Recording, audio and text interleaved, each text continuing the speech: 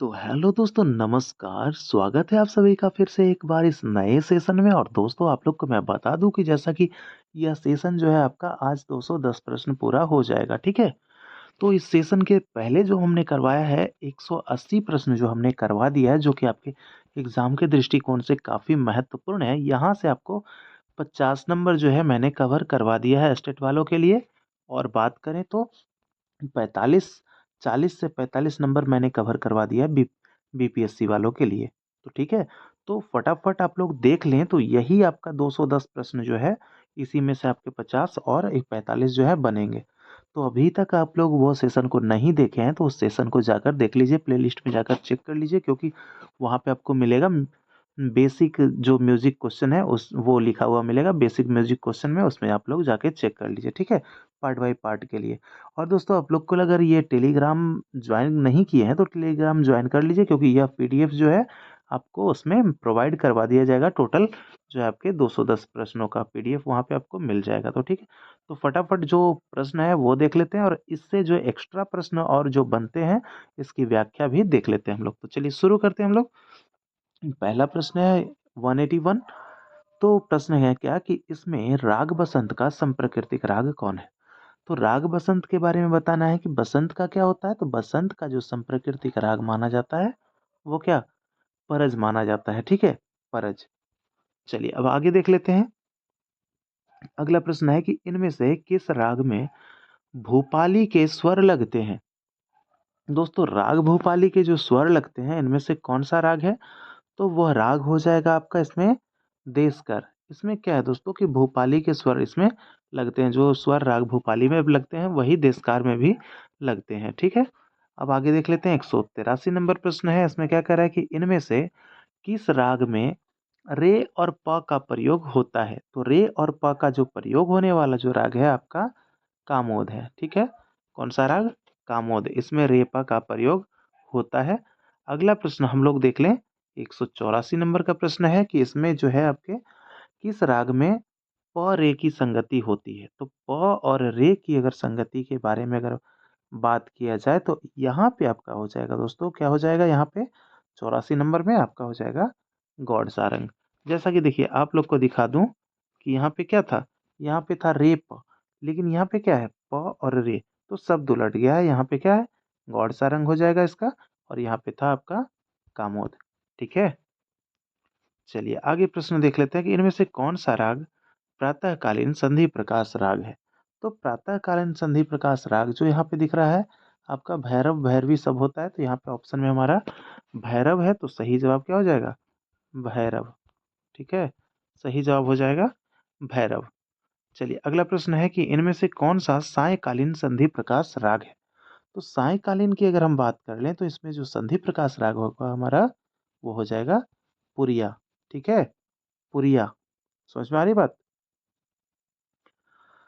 ये जो आपका पुरिया जो है वो क्या है, पुरिया जो है आपका संधि प्रकाश राग है, जिसका कि गायन समय होता है 4 से 7, शाम 4 से 7, ठीक है।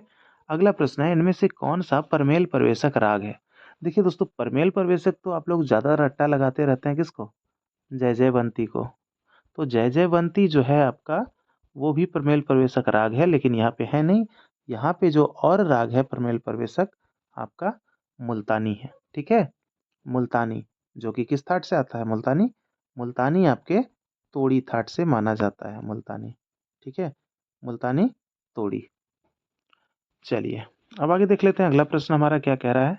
अगला प्रश्न है कि बड़े गुलाम अली किस घराने के प्रतिनिधि थे।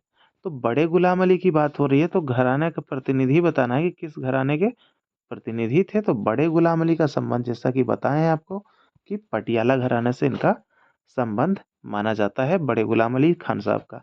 अगला प्रश्न है उस्ताद फैयाज खां किस घराने के कलाकार थे। तो उस्ताद फैयाज खां जो है वो आपके आगरा घराने के रत्न कहे जाते हैं, आगरा घराने के उस्ताद फैयाज खां।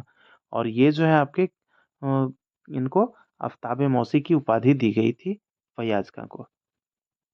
अगला प्रश्न है कि सितार में बाज का तार किस स्वर से मिलाया जाता है। देखिए जैसा कि जानते हैं कि सितार में 7 तार होते हैं, 1 2 3 4 5 6 और ये 7। बिल्कुल अच्छे से आप लोग समझ लीजिए कि कौन-सा तार किससे मिलाया जाता है। ये देखिए पहला तार जो है आपका, इसको कहते हैं बाज का तार, ठीक है? इसको कहते हैं बाज का तार। तो पूछा क्या जा रहा है कि बाज का तार किस स्वर से मिलाया जाता है? तो ये जो मिलाया जाता है आपका मंद्र मध्यम से, किससे? मंद्र मध्यम से मिलाया जाता है पहला बाज का तार, जो कि यह किसका होता है? आपके स्टील का तार होता है पहला। और ये अब अगर हम बात कर लें दूसरे और तीसरे तार की, तो इसको कहते हैं जोड़ी का तार। किसको कहते हैं? जोड़ी का तार कहते हैं, और ये पीतल का बना होता है। और ये आपका किससे मिलाया जाता है? ये आपका हो गया मंद्र मध्यम से, और ये हो गया मंद्र सा से मिलाया जाता है, ठीक है? मंद्र सा से मिलाया जाता है जोड़ी का तार मंद्र सा से, याद रखना है। और ये हो गया दूसरा तार, और ये तीसरा। चौथा तार जो है आपका, ये इसका मंद्र पंचम से मिलाया जाता है। इसको इसका कोई नाम नहीं होता है चौथा तार। अब बात कर लेते हैं पांचवें की। तो पांचवा तार को कहा जाता है लर्ज का तार। क्या? लर्ज का तार कहा जाता है पांचवें तार को। और ये अति मंद्र पंचम से मिलाया जाता है, ठीक है? अति मंद्र पंचम से पांचवा। और छठा जो होता है हमारा, ये चिकारी का तार होता है। देखिए पांचवा तार किसका होता है? ये आपका पीतल का होता है। दूसरा और तीसरा पीतल का, और पांचवा पीतल का। तो दो और तीन और पांच पीतल का, ठीक है? अब ये छठा तार जो होता है, ये क्या होता है? यह होता है आपका चिकारी का तार। क्या होता है? चिकारी। तो चिकारी का तार जो होता है वो किससे मिलाया जाता है? चिकारी का तार केवल स से मिलाया जाता है, ठीक है? सा से मिलाया जाता है। और ये सातवां तार जो होता है, इसको बोलते हैं पपैया का तार। क्या बोलते हैं? पपैया का तार। और ये आपके तार सड़ज से मिलाया जाता है, तार सा से, ठीक है? तो उम्मीद है कि देखिए यहाँ पे आपको उतना स्पेस है नहीं कि लिख के मैं अच्छे से जो मैं बोल रहा हूँ बस उसको आप लोग सुन लिए होंगे अच्छे से, तो आपका क्लियर हो गया होगा। तो चलिए अब प्रश्न पे आ जाते हैं कि किससे मिलाया जाता है बाज का तार। तो बाज का तार जो है आपके मंद्र मध्यम से मिलाया जाता है, ठीक है? मंद्र मध्यम से। चलिए अगला प्रश्न है कि सितार में चिकारी का तार किस स्वर से मिलाया जाता है? चिकारी मैंने क्या बताया? छठा तार। और छठा तार को क्या मैंने बताया? कि सा से मिलाया जाता है, ठीक है?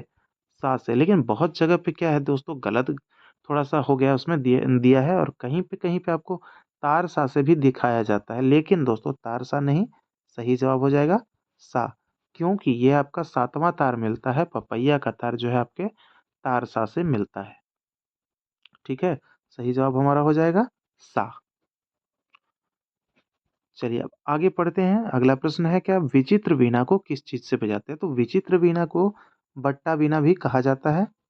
विचित्र वीणा को बट्टा वीणा भी कहा जाता है ना जी। तो बट्टा से हम लोग बजाते हैं उसको, बट्टा वाला वीणा है ये, बट्टा से जो बजाते हैं विचित्र वीणा। चलिए आगे बढ़ते हैं। अगला प्रश्न क्या है कि सितार को किस चीज़ से बजाते हैं? तो सितार बजाने के लिए मिज़राव का प्रयोग किया जाता है, जो कि दाहिनी उँगली के तर्जनी में पहनकर, इसको एक अंगूठी नुमा होती है, तो उसको पहन के बजाया जाता है मिज़राव। मिज़राव से सितार। चलिए अगला प्रश्न है, देखिए सितार वादक के रूप में पंडित रविशंकर जी जो हैं, बहुत जो हैं प्रसिद्ध हुए हैं। अगला प्रश्न है 194 कि सितार से अधिक मिलता-जुलता वाद्य का नाम बताइए। तो सितार से अगर मिलता-जुलता वाद्य की बात करें तो ये आपका है सुरबहार, ठीक है? जो कि यह किनको? अन्नपूर्णा देवी बजाती थी। कौन? अन्नपूर्णा अन्नपूर्णा देवी। अन्नपूर्णा देवी कौन थी? तो ये आपके उस्ताद जो अलाउद्दीन खां थे, उनकी पुत्री थी अन्नपूर्णा देवी, ठीक है? और इनके पति जो हुए थे, पति थे कौन? पंडित रविशंकर, वो सितार बजाते थे। और ये अन्नपूर्णा देवी सुरबहार बजाती थी, ठीक है? अगला प्रश्न है 195 कि इनमें से किस वाद्य को गज से बजाते हैं? देखिए गज जिसमें क्या, घसीट कर। तो गज को बजाने के लिए गज किससे बजाते हैं? तो दिलरुबा को जो है आपको गज से बजाया जाता है। और इसमें क्या होता है? इसमें चार तार होते हैं। दिलरुबा में कितने तार? चार तार। तानपुरा में भी आपके चार तार होते हैं। और वायलिन में भी आपके, वायलिन उसमें भी चार तार होते हैं। तो याद रखना वायलिन, तानपुरा और दिलरुबा, ये क्या हो जाएगा? इसमें चार तार होते हैं। अगला प्रश्न है कि किसी टुकड़े को तीन बार बजाकर सम पर आने। देखिए तीन बार बजाएंगे किसी टुकड़े को तो तिहाई कहते हैं। तीन बार बजाने को तिहाई कहते हैं। तिहाई कितने प्रकार के होते हैं? तिहाई दो प्रकार के होते हैं। एक होता है आपका दमदार तिहाई, एक होता है आपका दमदार, और दूसरा होता है आपका बेदमदार। दमदार, ठीक है, बेदमदार तिहाई। तो ये ओके हो गया। अगला प्रश्न है कि सितार पर बजाई जाने वाली विलंबित गत को, देखिए विलंबित यानी कि देर कर रहा है, विलंबित गत जो है आपका कौन सा हो जाएगा? मसीत खानी गत कहलाता है। विलंबित आपका मसीत खानी, मसीत खानी गत। इसको दिल्ली दिल्ली दिल्ली गत भी कहते हैं, दिल्लीबाज भी कहते हैं, दिल्ली गत। ये ठीक है। तो ये आपका हो गया। सितार पर बजाई जाने वाली जो विलंबित यानी जो देर होता है उसको मसीत खानी। और अगर आप आगे बढ़ेंगे तो यहाँ प्रश्न फिर से मिलेगा कि बजाई जाने वाली द्रुत गत। तो ये जो आपका है द्रुत गत जो है आपका द्रुत वाला कौन सा होता है? तो द्रुत वाला होता है रजा खानी, ये द्रुत गति में बजाया जाता है। और ये मसीद खानी ये आपका हो जाएगा विलंबित, विलंबित। मसीद खानी विलंबित सही उत्तर हो जाएगा इसका। रजा खानी जो है द्रुत गति में बजाया जाता है सितार पे। तो सितार पे कितने गत बजाए जाते हैं? 2 गत। कौन कौन सा? मसीद खानी गत और रजा खानी गत। अगला प्रश्न है, तीन ताल के एक आवृत्ति की तिगुन किस स्थान से शुरू की जाती है? तो तीन ताल के एक आवृत्ति की जो तिगुन है वो किस स्थान से शुरू होती है? तो जवाब इसका क्या हो जाएगा? जवाब हो जाएगा 10.2/3 के बाद से। ठीक है, यानी कि आपके कहने का मतलब 32/3। ठीक है। अगला प्रश्न है, 3/2 का क्या गुण का क्या अर्थ है? यानी 3/2 गुण यानी कि कहने का मतलब दोस्तों इसको देखें तो हम लोग निकाल के अगर हम देखें तो इसको क्या हो जाएगा? 1.5 यानी 1.5 गुण। ठीक है, 1.5 गुण कब बनेगा? जब दो मात्रा में जब हम तीन बोली बोलेंगे, ठीक है, दो मात्रा होगी और जब इसमें तीन बोलेंगे, दो में तीन, तो 1.5 गुण बन जाएगा। ठीक है, तो सही जवाब दो में तीन बोलना, यानी कि 3/2 का मतलब होता है में दो में कितना? तीन। ठीक है, कितना? 2/3 यानी कि ये सॉरी, तीन 3/2 तो क्या होता है? दो में कितना? तीन बोलना, दो में तीन, तो यही होता है इसका मतलब। सही जवाब 2/3। समझ पाए होंगे, उम्मीद है कि अच्छे से समझ में आ रहा होगा। और अभी तक टेलीग्राम आप लोग भी नहीं ज्वाइन किए तो फटाफट टेलीग्राम भी ज्वाइन कर लीजिए, क्योंकि यह जो है आपको 210 प्रश्न पीडीएफ के रूप में आपको टेलीग्राम में दे दिया जाएगा। ठीक है, और भी बहुत सारे पीडीएफ है वहाँ पे, आप लोग जाके ज्वाइन कर ले के देख सकते हैं। टेलीग्राम ज्वाइन कर लीजिएगा आप जीना नॉलेज के नाम से ही, जीना नॉलेज। ठीक है, तो जीना नॉलेज के नाम से आप लोग टेलीग्राम ज्वाइन कर लीजिएगा, सेम नाम वहाँ पे भी सर्च करके। अगला प्रश्न है, धमार ताल की आड़ कितनी मात्रा में आएगी? तो धमार ताल में 14 मात्रा का ताल है। ठीक है जी, कितने मात्रा होते हैं? 14 मात्रा होता है। ठीक है, धमार ताल का आड़ देखिए, यहाँ जो हम लोग देखेंगे आड़, आड़ क्या होता है? आड़ जो होता है ये 1.5 होता है। कुआड़, आड़ कुआड़ ये क्या होता है? 1.25 होता है। और आपका होता है बियाड़, और क्या होता है? बियाड़, ये लयकारी है। ठीक है, तो ये क्या होता है? 2.25 गुण 1.75 होता है। क्या पूछा जा रहा है? धमार ताल की आड़। तो ये मात्रा जो है इसका धमार ताल का 14 मात्रा होगा। तो यहाँ पे आप देखेंगे 9 × 27 और 1 28, 14 दूनी 28 8, यानी कि आपका ये होने वाला है कौन सा? ये मैथमेटिकल फॉर्मूला से आपका 9.1/3 जो है आपके धमार ताल की आड़ की मात्रा आवेगी। ठीक है, चलिए अगला प्रश्न है, इसमें मृदंगाचार्य कौन है? यानी कि मृदंग से संबंध किनका है? इनमें से किनका संबंध जो है? देखिए, शामता प्रसाद, किशन महाराज, अल्लाह रखा, ये तीनों का संबंध जो है आपके तबला से है। ठीक है, शामता प्रसाद उर्फ गुदई महाराज का संबंध तबला से है, किशन महाराज का संबंध तबला से है, और ये आपके अल्लाह रखा का संबंध किससे है? तबला से।